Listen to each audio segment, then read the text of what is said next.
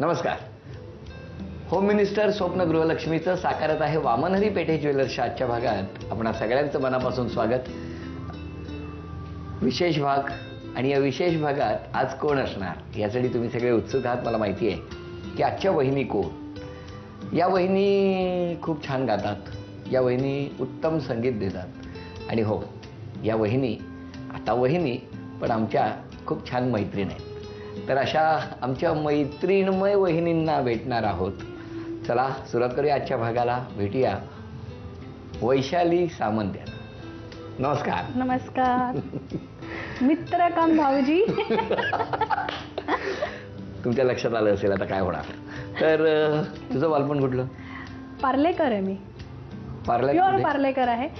पार्ल्यात आमची जोशी वाडी होती. लग्नाआधीची मी जोशी आहे आणि आमचं एकत्र कुटुंब होतं आणि आम्ही आमच्या वाडीत आमच्या बंगल्यात आजूबाजूला पेरू, फणस जी काय सगळ्या जगातली झाडं होती, विहीर होती. तर इमॅजिन कर, पुढे छान अंगण होतं.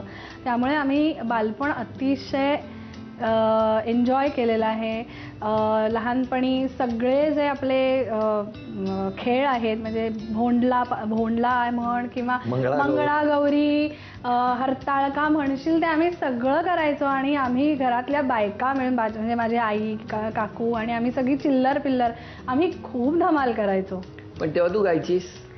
हां, म्हणजे आता आवाज चांगला आहे, चल ग गा म्हटल्यावर चला आम्ही सुरू. आणि घरात वातावरणच असं होतं की आता या सगळ्याच्या निमित्ताने सगळ्याच घरच्या बायका गायच्या. प्रोफेशनली असं कोणी नव्हतं, परंतु म्हणतात तसं आपल्या महाराष्ट्रातील घरात गाणं हां ते आलेलंच असतं ओघाओघानी. त्यामुळे ती लहानपणापासून सवयच आहे आणि ती इतकी अनुभवांची आणि मजेची एक म्हणतात ना शिदोरी माझ्याबरोबर आहे. त्यामुळे आय एम व्हेरी हॅपी की मला देवानी खूप छान बालपण दिलं. बाबा काय करायचे?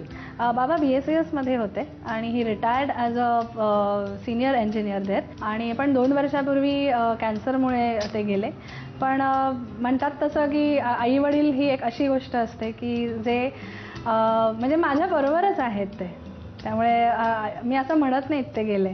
मग त्यांना गाणं वगैरे तुझं आवडायचं? अरे काय विचारू नको. त्यांना माझं कौतुक खूप होतं, परंतु ते जरा स्ट्रिक्ट होते आणि त्यांना मी किती द्वाड आहे हे त्यांना चांगलं माहिती होतं. आणि कधीच ते माझ्या कार्यक्रमाला आले नाहीत. कधीच नाही. म्हणजे यायचे, शेवटच्या खुर्चीत बसतील, जरा वेळ एकूण सगळं बघतील, नीट चाललंय ना आणि निघून जातील. याचं कारण होतं ते. आता हळूहळू आता जरा मोठं झाल्यावर मला कळायला लागलं की एकतर सगळ्यांनीच, आणि आई म्हणजे माझी कौतुकात बुडालेली असायची. त्यामुळे त्यांना असं नेहमी वाटायचं की एकतरी घरातला माणूस असं पाहिजे की जरा कंट्रोल राहील किंवा जमिनीवर पाय हिचे राहिले पाहिजेत. त्यामुळे कधीच त्यांनी फार माझं तोंडावर कधी कौतुक केलं नाही. आणि पण मला मनातनं मलाही माहिती होतं की दादांना माझं खूप कौतुक आहे आणि त्यांना माहिती आहे यांची मुलगी कुठल्याही क्षेत्रात गेली तरी कधी चुकणार नाही. एवढंच ते मला सारखं म्हणायचं की हे काय तू ही गाणी गातेस, ती कुठल्या तरी संगीतकाराची म्हणून गातेस, त्यामुळे त्याचं खरं श्रेय पहिले त्याला गेलं पाहिजे. तुम्ही काय जीवावर उडता रे. You should have something of your own की जे तुझं क्रिएशन असेल. तू काय, मी तुला कशासाठी जन्माला घेतली की हे असं जाऊन ह्याचं गाणं गा त्याचं गाणं. त्यांना पटायची नाही ही गोष्ट. की त्यांना अशी इच्छा होती की मी कोणतरी सायंटिस्ट बनावं, ॲस्ट्रोनॉट बनावं, की स्वतःचं तुझं काहीतरी अस्तित्व असावं, असं नेहमी दादाला आणि आईला वाटायचं. त्यामुळे पहिली गोष्ट तर माझं गाण्यातलं करिअर त्यांना पहिले मान्य नव्हतं. पण हळूहळू एकदा मी जसं करिअर माझं घडवत गेले त्यांना खात्री झाली की ओके, आपली मुलगी इथे सुद्धा काहीतरी वेगळं करू इच्छिते. आणि नेहमीच्या वाटेने सगळ्या ज्या जात आहेत तशी न जाता स्वतःचं हळूहळू तिचं एक वेगळं स्थान बनतं आहे.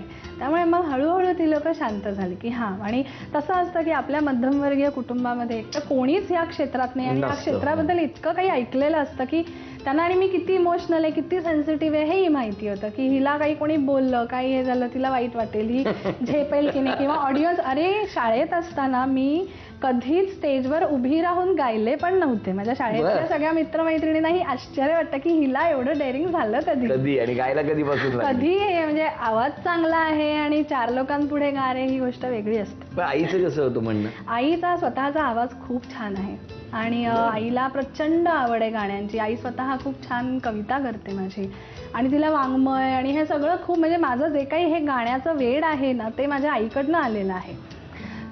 खूप आवड आहे तिला आणि सतत ती मला अपडेट पण करत असते. अगं बघ ह्यांचं हे गाणं आज लागलेलं. म्हणजे आता आपल्या बिझी शेड्यूलमुळे कदाचित मला टीव्ही बघायला मिळत नाही नाही किंवा मिळत, हो. तर हे सगळं तिचा जो माझा अपडेटिंग असतं ते आई करते. आणि म्हणजे तिला असं वाटतं की मी चांगलं ऐकावं, चांगल्या लोकांचे. म्हणजे असं नाही की फक्त तू गायिका आहेस म्हणजे ग्रेटेस्ट नाही, come down.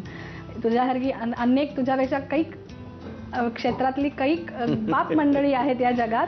So be aware of that की कोणाचं चांगलं भाषण असेल, कोणाचं काही चांगलं काव्य असेल तर ती नेहमी माझ्यापर्यंत पोचवत असते आणि ते मला खूप आवडतं तिचा मग हा आता स्वभाव. दोघांचा स्वभाव असा हा की एकीकडे बाबा स्ट्रिक्ट म्हणजे ते तटस्थ मुद्दामून असायचं की जर का मीही वाहत गेलो ना तर संपलं, ही तर म्हणजे उडायलाच लागेल. असा त्यांचा स्वभाव. Very much balanced. मग या सगळ्या प्रकारात हे कुठे भेटले?